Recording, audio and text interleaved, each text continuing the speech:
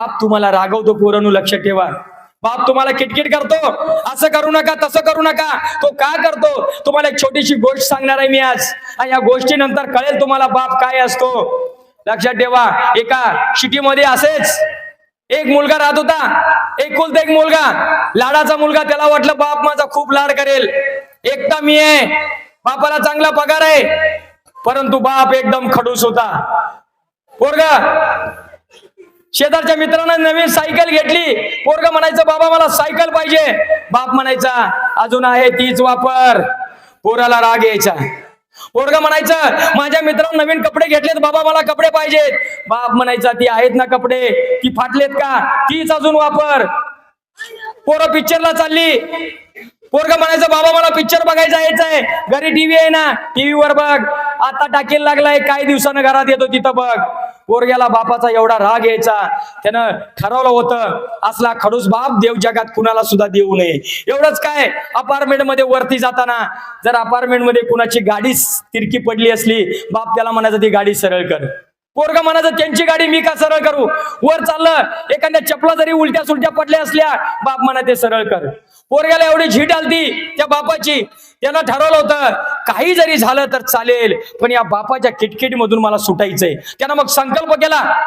कारण साधा घरात टीव्ही जरी बघत असलो आणि साईडला जाऊन बसलं पोरगा, बाप म्हणायचा तुझा बिल काय बाप भरणार आहे का, टीव्ही बघत नाही मग कशाला चालू केल्या. बाहेर गेलं पंखा चालू असला बाप ओरडायचा. असा बाप कुणाला असतो का रे.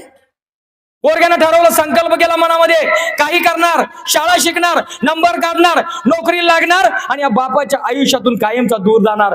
असल्या किटकिट या बापाचं पुन्हा तोंड नाही बघणार. आणि पोरानं एकदा संकल्प केला. पोरानं संकल्प केला, मागं हटला नाही. 5वी 9वी 10वी 11वी 12वी इंजिनियर झालं. फक्त आता कॉलची वाट बघत होता.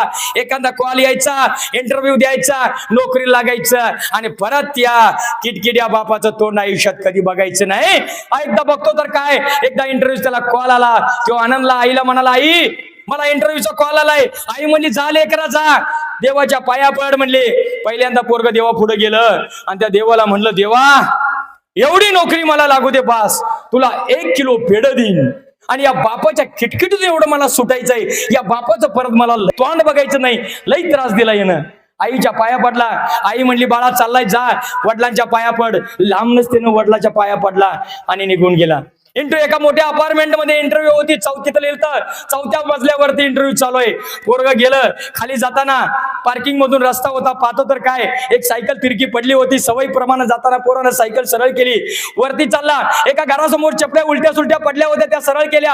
अजून वरती गेला. एक झाडाची कुंडी तिरकी पडली होती, माती सांडली होती. पोरानं कुंडी सरळ केली, माती त्यामध्ये भरली. बाजूला झाड होता, पाणी घातलं. वरती गेला. पाहतो तर काय, 10 ते 15 पोरं वळीने इंटरव्ह्यूला बसली होती. याला घाम फुटला. एवढ्या पोरात माझा नंबर येईल का, मला नोकरी लागायला पाहिजे, कारण मला त्या बापाच्या किटकिटून सुटायचंय. तो जाऊन त्या पोराच्या लाईन मध्ये बसला. एक एक पोरग पुढे सरकत होतं. येणारा प्रत्येक पोरग एकदम टेन्शन मध्ये घाम पुसत बाहेर येत होतं. पुढे पुढे सरकत गेला.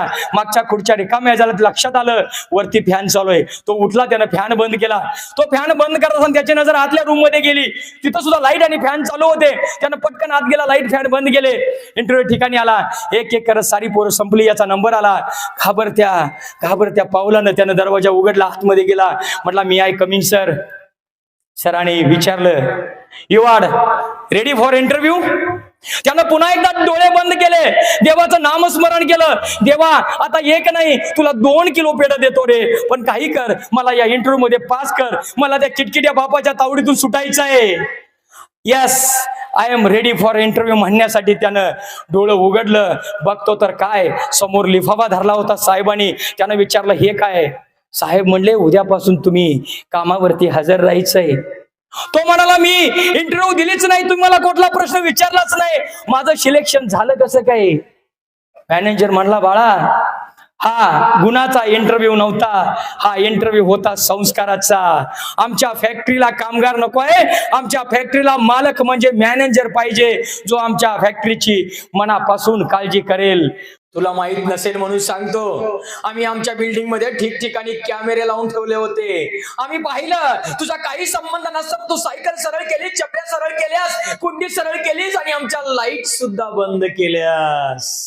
पोराला पटकन बापाचे सगळे संस्कार आठवायला चालू झाले. तो परत जायला निघाला. इतक्यात तो मॅनेजर त्याला म्हणला, थांब, चाललायस घरी जा, पण गेल्यानंतर तुझ्या आई वडिलांना माझा नमस्कार सांग. आणि एक गोष्ट लक्षात ठेव, एखाद्या इन्स्टिट्यूट मध्ये ऍडमिशन घेऊन पैसे भरून तू डॉक्टर होऊ शकतोस, इंजिनियर होऊ शकतोस, वकील होऊ शकतोस, काही होऊ शकतोस, पण संस्कार हे फक्त तुला आई वडिलांच्या इन्स्टिट्यूट मध्येच भेटणार. आई वडिलांच्या इन्स्टिट्यूट मध्येच भेटणार. पोरानं ते पोरग पळत पळत पळत घरी आलं. कधी एकदा बापाला भेटीन असं झालं होतं. त्यांना पळत पळत घरी आलं. घराची बेल वाजवली. आईने दरवाजा उघडला. आई म्हणली, लेकरा काय झालं? पोरग म्हटलं, आई उद्यापासून मला कामावर बोलवलंय. आई आनंद झाला. आई म्हणली, जा आणि देवाचा आभार मान. पोरग आतमध्ये गेला. इकडे दरवाजा होता, इकडे बाप पेपर वाचत बसला होता.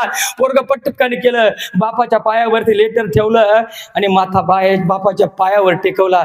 ज्या क्षणाला बापाच्या पायावर माथा टेकवला, डोळ्यातून थेंब पटकन त्या पायावरती पडलं. बापाला जाणवलं, आपल्या पायाला अश्रू जाणवलं. बापानं पटकन पोराला उचललं. ज्या क्षणाला बापाच्या नजरेमध्ये नजर पोराची गेली, पोरानं कडकडून बापाला मिठी मारली. एका क्षणात बापाचा खांदा ओला झाला. बापाला काही कळेना, आपलं पोरग हारलं की काय, इंटरव्ह्यू मध्ये नापास झालं, कदाचित आपलं पोरग हारलं की काय, खचलं की काय. लक्षात ठेवा, बापाला यासारखं मोठं दुःख नसतं. बापानं पोरग्याला सावरलं, समोर धरलं आणि विचारलं, काय झालं? इंटरव्ह्यू मध्ये नापास झालास, काळजी करू नको, पुण्याचा इंटरव्ह्यू दे. दुसऱ्यांदा झालास, तिसऱ्यांदा दे, चौथ्यांदा दे, पाचव्यांदा दे, 10व्यांदा दे, आणि नाही जरी नोकरी लागली तर बेहतर.